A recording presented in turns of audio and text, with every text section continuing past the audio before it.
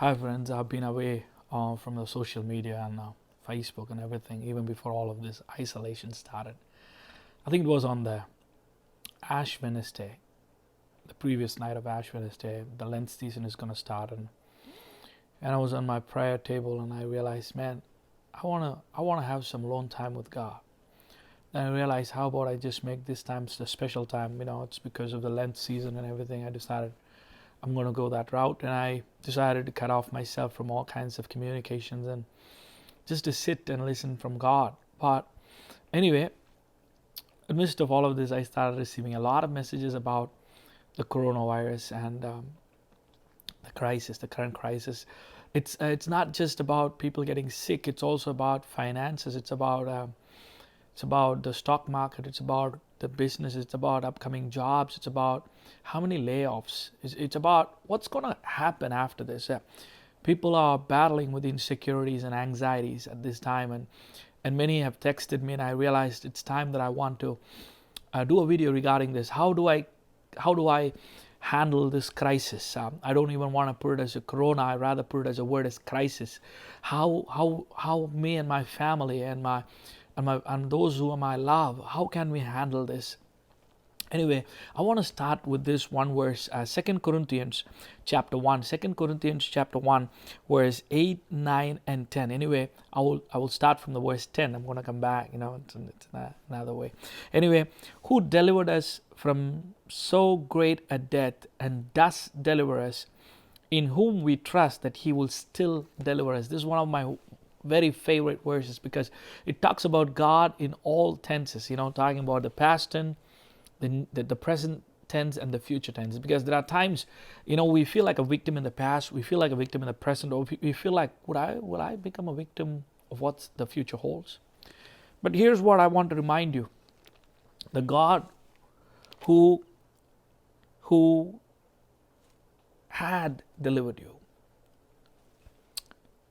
is delivering you right now, does deliver you, and will deliver you. I want to remind you of that the God who has started the good work in you. You need to understand all the time that to look forward, you also need to understand that where we come from, the one who picked me up from the miry clay, the one who took me from the ends of the world and made me one of his prized possessions.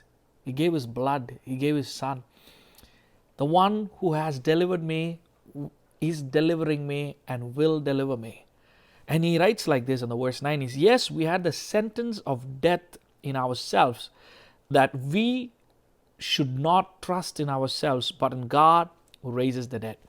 Paul is writing this. He says, man, we've been in a crisis, a real crisis where it's beyond us. It's beyond ourselves. It's beyond our control. It's beyond our imagination. We thought we were going to die. We thought, all of us are going to die. But at that time, we could no longer even have faith in us. We didn't no longer have trust in us. And that's when we put our trust in God. Man, I want to take you deeper right now. It's a season of, it's almost like things are being stirred. Not only outside, but also inside. Fears, uncertainty, anxiety, questions, depressions.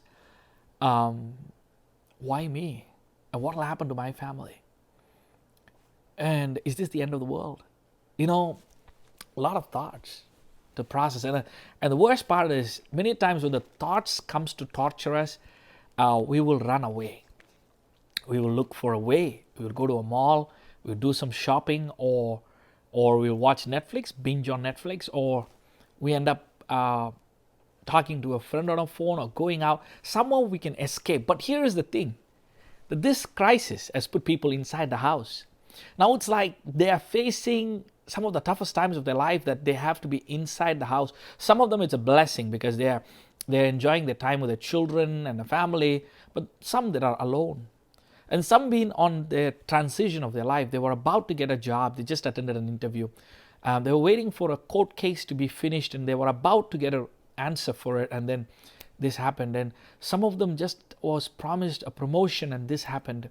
And some of them are just got pregnant, and this happened. Some of them are about to deliver this month or the coming month, and they're afraid where and how and what their baby is going to face. And some of them have to work, and there's no one to take care of the children. It's a serious crisis, and it's not an easy thing. I was talking to a pastor in India, and I just felt like I need to call a couple of people that I know in India, and I called them and I asked them, hey, how's it going? They said, John, we have the last bit of money in our hand and a little bit of things. And I called a couple of my friends in Sri Lanka and and other parts of the world, and I started realizing, man, it's a tough time. But this was a word that started ringing in my mind. The one who has delivered us does deliver us. He is delivering right now and will deliver us from all those things of death. But anyway, I want to take you to another verse that I've been meditating even before the beginning of this year. Acts chapter 27. It's a voyage to Rome where Paul is in a ship as a prisoner, and they've taken a journey, and they started it, and it's a voyage, and they thought, okay, we're going to go on. And when they started, there is a wind that they did not expect. It came from the northern side and the eastern side. They call it the northeaster. That's what it's called as, and a wind that came, it tossed everything. And one of the things that took my attention was verse 20. Acts chapter 27, verse 20. Now when neither sun nor stars appeared for many days. They've been locked up, and he says all hope that we would be saved was finally given up. Like Paul is in the ship, and the ship is tossed, and it's a very wild wind. For many days, he writes like this, now when neither sun nor stars appeared for many days. They didn't even know what day it is. And now there is no hope, and now they're saying, it's going to take a couple of days or weeks. We don't know what's going to happen. Jobs, future, fear is just trying to grip people. And here's what Paul writes. Man, we don't know what day it is, and we lost all hope. We've given up. But after long absence from food, Paul also didn't have food for a couple of days. And this is something that I was touched. This was Acts chapter 27, verse 23. For there stood by me this night an angel of God, to whom I belong, whom I serve. This verse is so deep down. It's so powerful. Because Paul is writing this. He says, what? That night, yes, there are so many voices in the ship. The captain had an opinion, and the guys who had a little bit of experience of going on a ship had an opinion. Everyone had an opinion. Here's what it is. Then when you sit down to listen to all the voices around you, it is you don't even know what to think. You get too overwhelmed. But here's what Paul is saying. He's tuning in. He's tuning in to the voice of God in midst of the storm. In all of this crisis, in all of this chaos, he's tuning in. He says, what? I want to listen to something else. I want to listen to my God. And he says this, and there was an angel. I love that. I love that part. I love that part. I love that part. I love that part. God still sends angels. May not be the way you want them to be with its big wings and whatnot. And sometimes God sends you a pastor. He sends you a word through that. In many ways, God sends a word. And through angels. I love that part. I don't want to just, ride over it. No. I want to have a moment there. Angels. And of God to whom I belong. I like that word. In my language, it goes like this. It says like this, that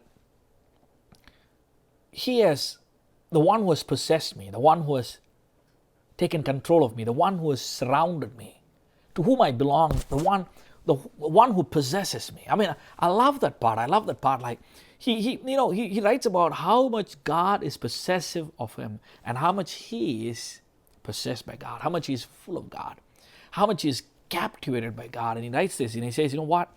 Man, for there stood by me this night an angel of God to whom I belong and whom I serve.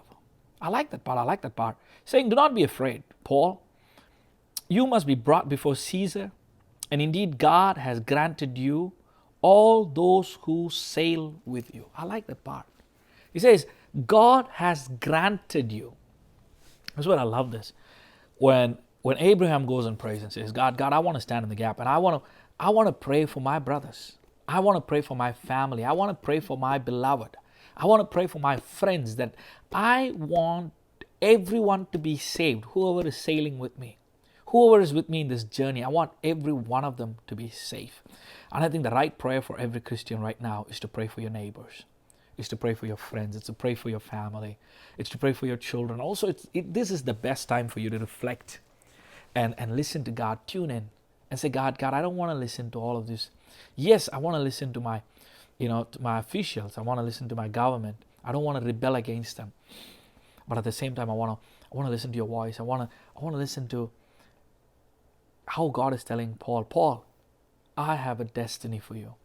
Man, I have a plan for you. You're not on this ship accidentally. I intended this for you. God is very intentional about you. And He says, I'm taking you. Don't worry about your job. Don't worry about your family. Don't be afraid about what's going to come upon your family. I want you to know I've destined you for greatness. You're going to be my witness. You're going to be my testimony.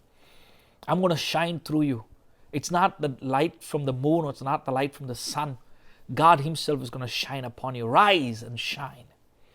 He is with you. Speak hope. Start praising Him in this time when you're alone, because many times you would say, oh, I didn't have time to pray. I didn't have time to read. Someone send me a calendar about how to finish New Testament in 21 days. And I felt it was very timely, especially considering what's happening right now. I want to sit and read. I want to sit and listen. I want to meditate. I want to reflect. I want to say this to you. It is time you reflect yourself, reflect your choices. But don't become a victim of the past. But remember this. He has delivered your past. He's delivering you right now. And He will deliver you in your future. Everything happens for good to those who love Him and those He loves. I want you to understand that you're beloved of God. And in all of this, stay inside your home. Another thing, help the poor and the needy if you can. Make few calls of people that you know, pastors you know, churches that you know. I don't want the churches to be shut down. Some of them are just on the wall paying their bills and people don't show up. Yeah, remember those people, remember those needy. Do not be afraid. God is with you. The one who started the good work in you will take it through. May God bless you. And He will give back everything. The days that the locusts have eaten, the days that have been taken away from you, God will compensate it with blessing. The one who's decided what to do upon your life, He's telling Paul, I have a plan for you. This death cannot have you. The sea cannot have you. This big storm cannot have you. Listen to me. I want to say this to you. Listen to His voice. Children of God, listen to Him. God's got a lot of hope for you. He's got a lot of strength for you. He is with you. May God bless you.